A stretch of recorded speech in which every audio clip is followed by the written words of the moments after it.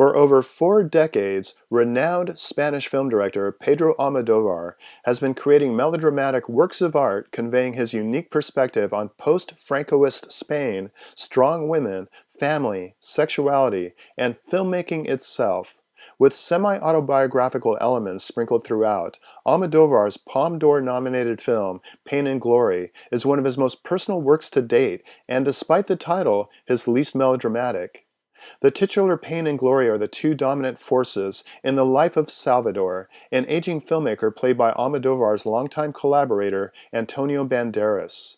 Much of Salvador's pain is literal, caused by a myriad of health issues, and it's pain that prevents him from doing the one thing that gives his life meaning, making more movies. Salvador's glory is self-evident. His long and successful career has given him a beautiful home adorned with original works of art envied by the Guggenheim, and one of his films from 32 years earlier is being honored as a classic at Madrid's Cinematheque. Pain and Glory is bifurcated between the past and present. With his newly expanded idle time, much of the narrative is devoted to Salvador's reflection on a formative period of his childhood, shown through a series of flashbacks. When he's not living in the past, he struggles not only with the pain of the corporeal, but also the pain of regret. With an entire career as a renowned director fading into the distance, Salvador begins to reconcile the toll his single-minded obsession has taken on some of the people closest to him, both professional and familial. In an effort to mend one broken bridge and perhaps gain access to stronger opiates, Salvador attempts to reconnect with a heroin-addicted star, Alberto, a former friend and colleague he's been estranged from for over 3 decades. As with all of Almodóvar's later films, Pain and Glory has a striking visual aesthetic. Even the opening credits sequence dazzles. A virtual movie screen centered within a pool of morphing psychedelic colors.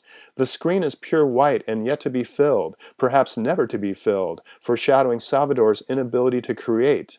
Lurid colors, an Almodóvar trademark, swirl around the edges like nascent ideas, seemingly doomed to remain outside the frame. And somehow, Almodóvar manages to perfectly capture the singular moments that create a cherished childhood memory. His recollection of his mother washing clothes on the side of a river while singing a haunting Spanish folk song with other women from their village, and the swarming little fish attracted by the soap in the water, gain almost a spiritual significance. The acting is across the board superb.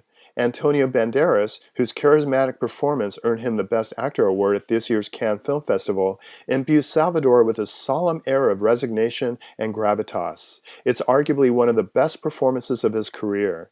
And Penelope Cruz, seemingly ageless and more captivating with every passing year, plays the radiant mother of Salvador's childhood.